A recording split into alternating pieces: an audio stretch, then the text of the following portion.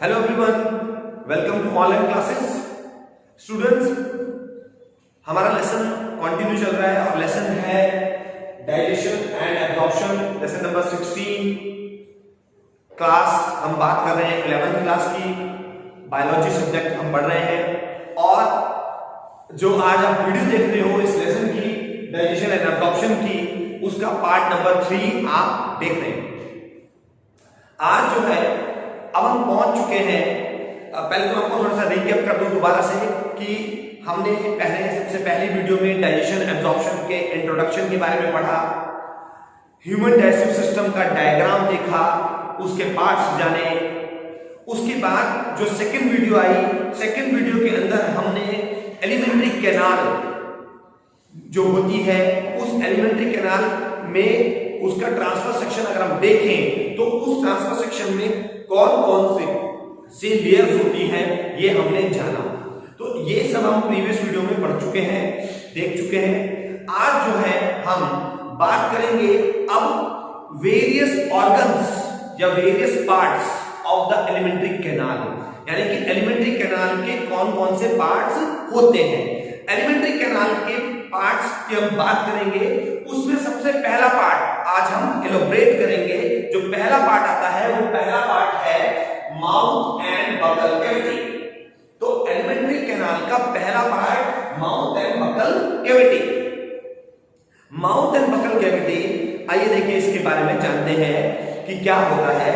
Mouth is a silt like opening bounded by too soft movable lips, यानी कि mouth जो है एक ओपनिंग है, ठीक, और बाउंडेड है। बाउंडेड का मतलब कवर्ड है चारों तरफ से, किससे?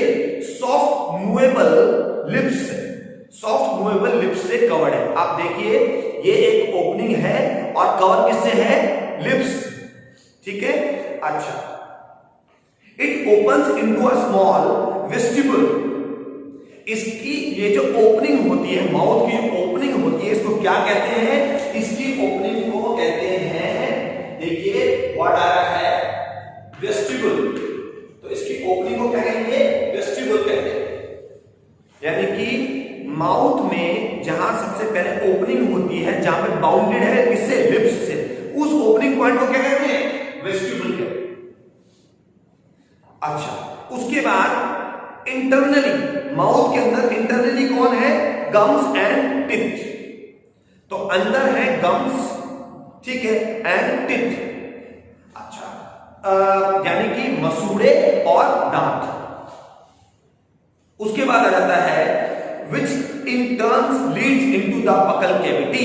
और माउथ में गम्स, टिथ, बाहर के लिप्स, जो कि मतलब ओपनिंग जो बाउंडेड है लिप्स से, और ओपनिंग को हम कह रहे हैं वेस्टिबल। उसके बाद अंदर के जो पार्ट्स आ रहे हैं उसमें आ रहा है आपका गम और टिथ और इवन टंग और जो है बकल कैविटी, ठीक है। अच्छा, तो बकल कैविटी का मतलब हो गया जो अंदर का जो स्पेस होता है, उस स्पेस को बकल कैविटी कहते हैं। बकल कैविटी कह लीजिए या ओरल कैविटी कह लीजिए, एक ही बात होती है। अब हम पढ़ते हैं बकल कैविटी या ओरल कैविटी में जो पार्ट्स आते हैं वो कौन कौन से हैं। उसमें पहला पार्ट आता है टिथ और दूसरा पार्ट आता है टंग। तो इसमें दो पार्ट्स आएंगे, टिथ और टंग। इसके अलावा टिथ से रिलेटेड जो अलग अलग टर्म्स आती है, वो टर्म्स कौन कौन सी होती हैं? पहली टर्म आती है thecodont. First term is thecodont. अब पहले देखिए पढ़ते हैं क्या होता है। पहले तो टिथ की बात करेंगे। टिथ जो होता है वो एक hard structures present in the mouth on both the jaws. Hard structures present in the mouth on both the jaws. Jaws ये जबड़ों के होते हैं, इनको बोलते हैं जॉ। ये दो जो होते हैं हमारे पास, एक ये ऊपर वाला और एक ये नीचे वाला, ठीक है। अच्छा, तो दो जॉ हैं, इनके अंदर जो एक हार्ड सब्सटेंस है उसको टिथ कहते हैं। वैसे आपकी नॉलेज के लिए बता दूं कि ये कैल्शियम, फ्लोरीन एक्सेट्रा इन चीजों से बना हुआ होता है, ठीक है। ये जो आप दांतों का जो सरफेस देखते हैं, ये चीज जो होती है ये कैल्शियम, फ्लोरीन जैसे एलिमेंट से बना हुआ होता है। ईच टूथ, हाँ एक चीज और समझने की है, कल स्टूडेंट भी मुझसे पूछ रहा था कि टिथ और टूथ में क्या फर्क है। Teeth is plural word, teeth का मतलब कई सारे दांत और टूथ का मतलब सिंगल दांत। Each tooth is embedded in A socket of jaw bone, प्रत्येक दांत जॉ बोन के सॉकेट में एम्बेडेड होता है। ये जॉ बोन है, इसके सॉकेट में एम्बेडेड होता है और इसके सॉकेट को क्या कहते हैं, इसके सॉकेट को थैकोडेंट कहते हैं। जॉ बोन के सॉकेट को थैकोडेंट कहते हैं। तो पहली टर्म आ गई कि इसका मतलब दांत कहां फिट है, दांत थैकोडेंट में फिट है, इस सॉकेट में फिट है, इस सॉकेट को थैकोडेंट कहते हैं। ये वही वाली बात हो गई कि आपने प्लग कहां लगाना है, जो बोर्ड स्विच बोर्ड लगा है, और स्विच बोर्ड कहां लगा है, दीवार पे लगा है, ठीक है। अच्छा, थैकोडेंट सॉकेट का नाम हो गया और कहां फिट है, जॉ बोन में फिट है, ठीक है। अच्छा, तो थैकोडेंट उस सॉकेट को कहते हैं जिसके अंदर प्रत्येक दांत फिट होता है, ठीक है। तो पहली टर्म क्लियर हो गई, टिथ और थैकोडेंट आगे क्लियर, आगे बढ़ते हैं। उसके बाद आता है अगली टर्म, देखिए यहां पर डाइफायोडेंट। डाइफायोडेंट क्या होता है कि जैसे अदर मैमल्स होते हैं उसी तरीके से ह्यूमन बींग्स भी दो जबड़े वाले होते हैं, यानी कि दो, उनके पास दो जबड़े होते हैं, एक अपर और एक लोअर। तो हमारे पास दो सॉकेट हो गए, एक अपर सॉकेट हो गए, एक नीचे वाले सॉकेट हो गए, तो इसको क्या बोलेंगे, डाइफायोडेंट, यानी दो जबड़े वाले, एक अपर एक लोअर, ठीक है। तो इसका मतलब हमारे पास दो जबड़े हैं, क्लियर होगी बात। अच्छा, डाइफायोडेंट यानी कि अपर और लोअर सॉकेट्स को डाइफायोडेंट कहेंगे। उसके बाद अगली टर्म आ रही है डेसिडियस टिथ और दूसरी आ रही है एडल्ट टिथ। अब डेसिडियस टिथ का मतलब होता है टेम्परेरी टिथ, जो जब हम पैदा होते हैं तो शुरुआती दिनों में जो हमारे दांत निकलते हैं उनको डेसिडियस टिथ कहते हैं, यानी कि टेम्परेरी टिथ, ठीक है। जिसको आम भाषा में दूध के दांत बोल देते हैं, वो दूध के दांत को टेक्निकली वर्ड क्या है, डेसिडियस टिथ, और इंग्लिश में उसको क्या बोल देते हैं, टेम्परेरी टिथ। अच्छा जी, तो ये कितने होते हैं, ये 20 होते हैं संख्या में, कितने होते हैं संख्या में, 20, ये 20 टिथ होते हैं। उसके बाद एडल्ट टिथ, जब हम बड़े होने लगते हैं तो हमारे दांत फिर पूरी तरीके से आ जाते हैं और वो फिर फिक्स रहते हैं, परमानेंट रहते हैं, वो दोबारा नहीं आएंगे जिंदगी में। एक बार आ गए दोबारा नहीं आते हैं। अगर आपने अपने दांत टूटवा लिए किसी भी तरीके से, आपका बाय चांस बाय एक्सीडेंट आपके दांत अगर टूट जाते हैं, या अगर आप इन दांतों का ध्यान नहीं रखते हो तो ये दांत जो है आपके खराब हो जाएंगे और फिर वो दांत दोबारा नहीं आएंगे। उसके लिए आपको आर्टिफिशियल टीथ लगवाने पड़ते हैं। तो एडल्ट टीथ टोटल संख्या में कितने होते हैं, 32, ठीक है। मिल्क टीथ, डेसिडियस टीथ या टेम्परेरी टीथ कितने हैं, 20, और एडल्ट टीथ या परमानेंट टीथ कितने होते हैं, 32। अच्छा जी, अब अगली टर्म आप पढ़ रहे हैं हेट्रोडोंट। हेट्रोडोंट क्या होता है, an adult humans has 32 permanent teeth but they are of different size, shape and type. यानी कि हमारे पास 32 दांत तो होते हैं, मगर ये कैसे होते हैं, ये एक जैसे नहीं होते, ये अलग अलग साइज के, अलग अलग शेप के, ठीक है, अलग अलग टाइप के होते हैं। तो इस टर्म को, दांतों की अलग अलग वैरायटी वाले टर्म को क्या कहते हैं, हेट्रोडोंट, ठीक है। अच्छा, अब इसमें कौन कौन से आते हैं, इसके अंदर आते हैं, आप सीधा अपने स्क्रीन पर डायग्राम देख लीजिए। आपके स्क्रीन पर अब डायग्राम आ रहा है और आप डायग्राम देखिए। डायग्राम में देखिए, डायग्राम में आपको दिख रहा है कि एक नोकीला दांत जो कि इंसीजर है, नोकीला तो नहीं कह सकते, सॉरी, उसको हम कहेंगे ब्लेड जैसा, ठीक है, काटने वाला, कैंची जैसा दांत, वो इंसीजर है जो कि जबड़े के सबसे सामने की तरफ होते हैं, फ्रंट वाले जो दांत होते हैं वो इंसीजर होते हैं। उसके बाद उन इंसीजर्स के खत्म होते ही आप पाएंगे कोने में नोकीला दांत, जिसको कैनाइन कहते हैं। आमतौर पर जो मीट खाने वाले जो जानवर होते हैं, यानी कि कार्निवोर जो होते हैं, उनके अंदर ये कैनाइन टीथ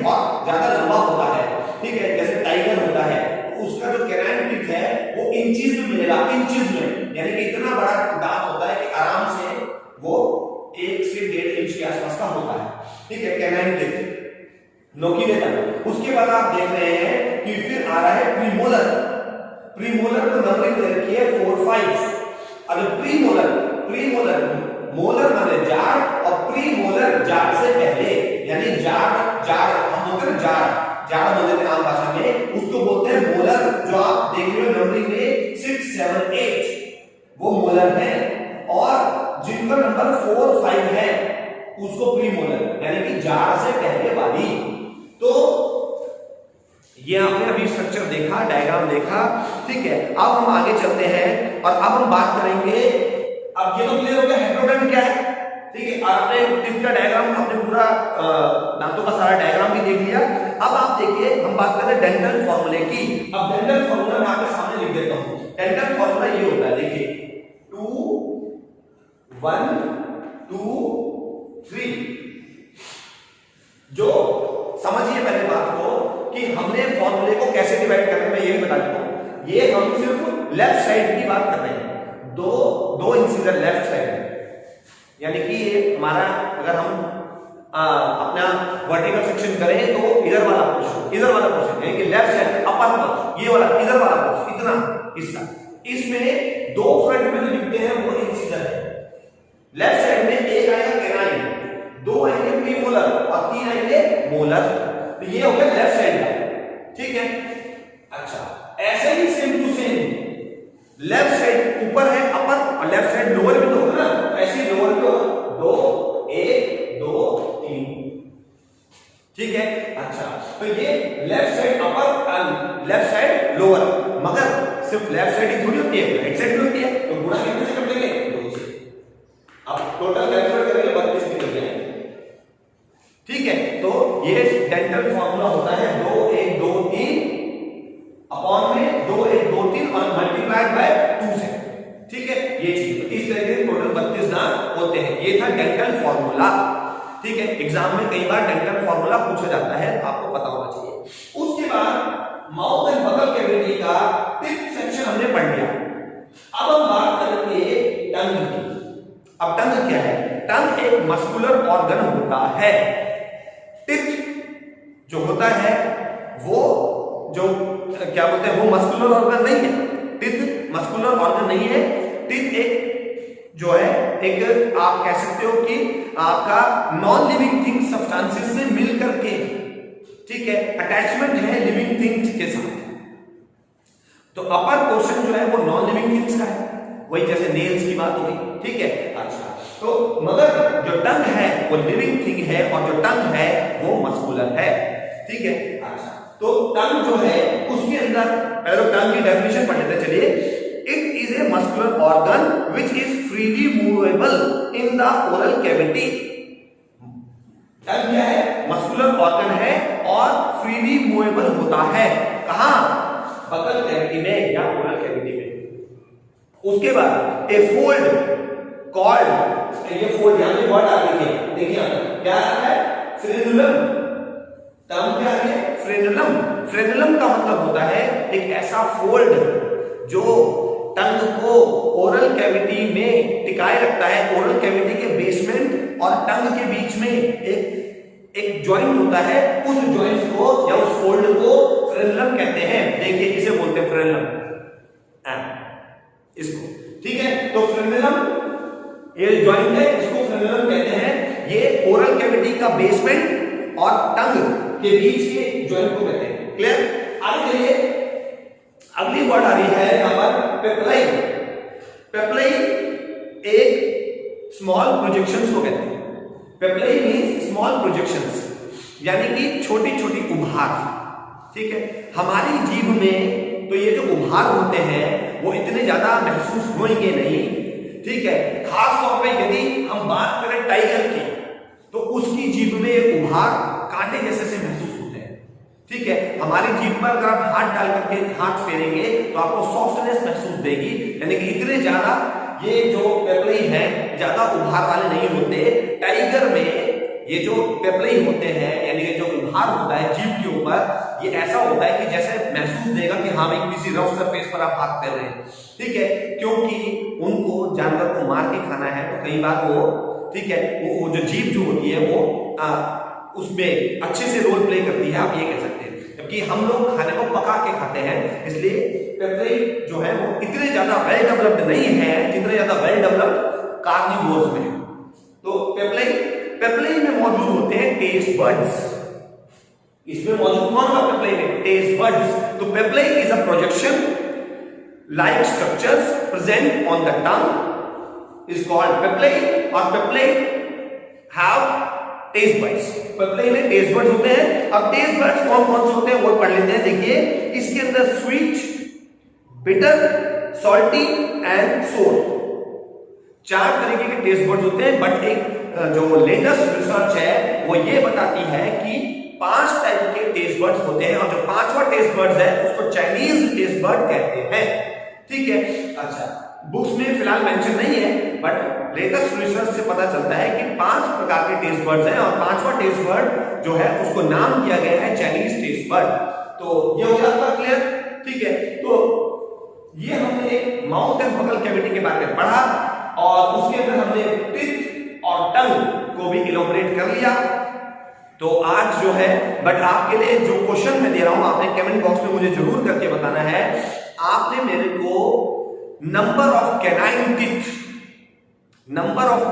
टीथ, कितने कैनाइन टीथ हैं पूरी बकल कैविटी में, पूरे सारे के सारे कैनाइन टीथ अपने बताने हैं कमेंट बॉक्स में करके कि कितने कैनाइन टीथ होते हैं। सिर्फ इतना ही बताना है, आपको ज्यादा बड़ा काम नहीं है, ठीक है। फॉर्मूला पता ही है, वहां से देख करके बताई देंगे, ठीक है। चलिए, बट आंसर जरूर देंगे। तो स्टूडेंट्स, वीडियो को हम लोग यही एंड कर रहे हैं। Keep watching and keep learning. Thank you very much.